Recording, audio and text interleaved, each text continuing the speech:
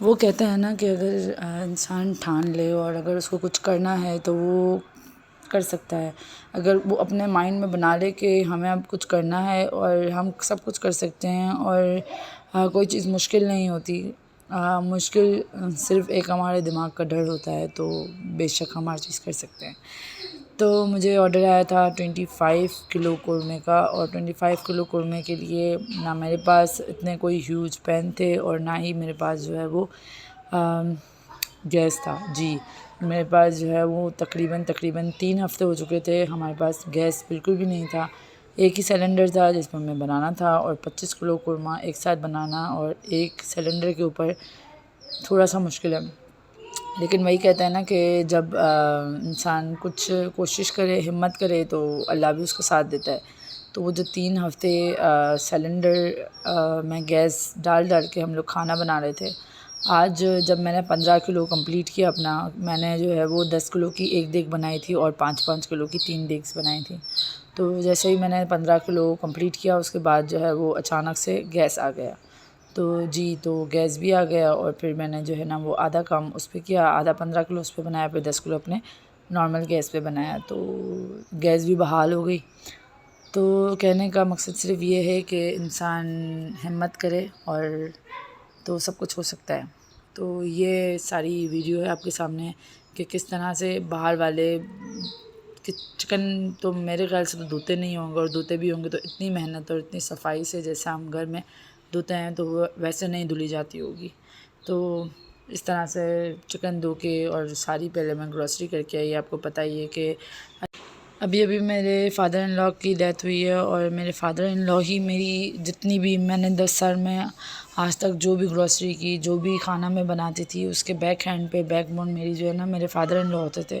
वही सब खाना सामान मुझे ग्रॉसरी ला के देते थे और वही मैं सब कुछ बनाती थी। तो अब जो है वो सब कुछ ज़ाहिर-सी बात है मुझे करना पड़ रहा है, और सारा सामान लेके आना और फिर उसके बाद जो है वो खाना बनाना, तो जो है ना वो एक ही बंदे पे डबल-डबल काम आ गया है। बस हो जाता है और बहुत ईज़ी हो गया, और सब कुछ बहुत अच्छे से हो गया, और कस्टमर को पसंद भी बहुत आया।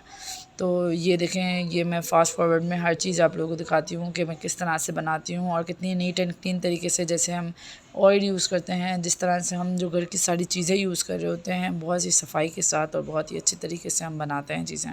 और आपके सामने है कि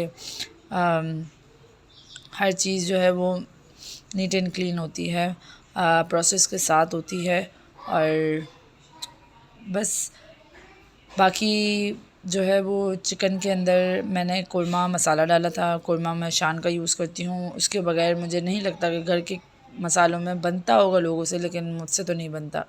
तो मैं घर का मसाला यूज़ नहीं करती हूँ, मैं कोरमा मसाला ही यूज़ करती हूँ। उसमें हर चीज़ प्रॉपर क्वांटिटी के अंदर पड़ी होती है। तो ये मैं जो देग बना रही हूँ ये 10 किलो की है, इसके अंदर मैंने 8 किलो चिकन डाली है। 10 किलो के अंदर मैंने 8 किलो चिकन डाली है, और 8 किलो के अंदर अब 2 किलो उसके अंदर दही जाएगी, उसके बाद इसके अंदर मसाले जाएंगे, फिर इसके अंदर तली हुई प्याज जाएगी, और प्याज मैं रेडीमेड तली हुई यूज़ करती हूँ। वैसे तो मैं कभी कभी डाल देती हूँ अपनी नॉर्मल प्याज भी, लेकिन अभी मेरे पास सिलेंडर का मसला था कि सिलेंडर में जब तक मैं प्याज ब्राउन करती और सब कुछ करती तो उस चक्कर में गैस ना चली जाती। तो इसलिए मैंने प्याज ब्राउन वाला जो है ना वो स्किप किया, और मैंने रेडीमेड प्याज ली। और रेडीमेड प्याज मेरे ख़्याल से देग में बेहतर भी रहती है, कि बहुत सारी प्याज जो है वो भूनी जाती और की जाती, तो उसमें मेहनत बहुत ज़्यादा लग जाती, और अकेली बंदी क्या क्या करेगी।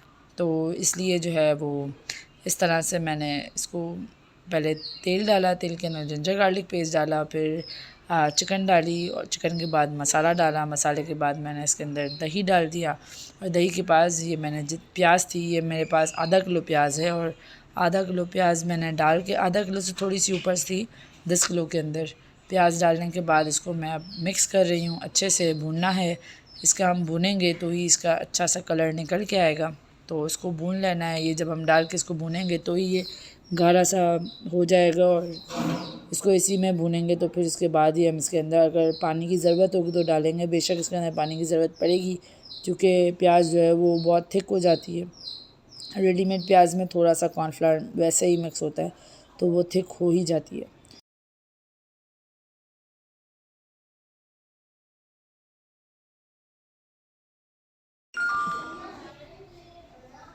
बहुत अच्छा कलर निकल के आया, बहुत अच्छा रोगन आ गया था। ये देखें, ये मेरे पास ये 10 किलो वाली देग तैयार हो गई। लास्ट में मैं इसके ऊपर जो है वो केवड़ा डाल रही थी, एसेंस। केवड़ा एसेंस से बहुत अच्छा आता है। ये सारी मैंने 5 किलो 5 किलो 5 किलो सब देग तैयार थी। सबके अंदर मैंने केवड़ा एसेंस डाल दिया था और ऊपर से मैंने अदरक की जूलियन कटिंग करके रखी थी। ऊपर से मैंने अदरक की जूलियन कटिंग डाल दी डेकोरेशन के लिए, थोड़ा सा प्रेजेंटेबल लगता है। बस ये सब डालने के बाद मेरा खाना रेडी हो गया था और जिनको खाना चाहिए था वो आके ले गए थे। मेरी वीडियोस को लाइक शेयर सब्सक्राइब करना ना भूलिएगा। तब तक के लिए अल्लाह हाफिज़।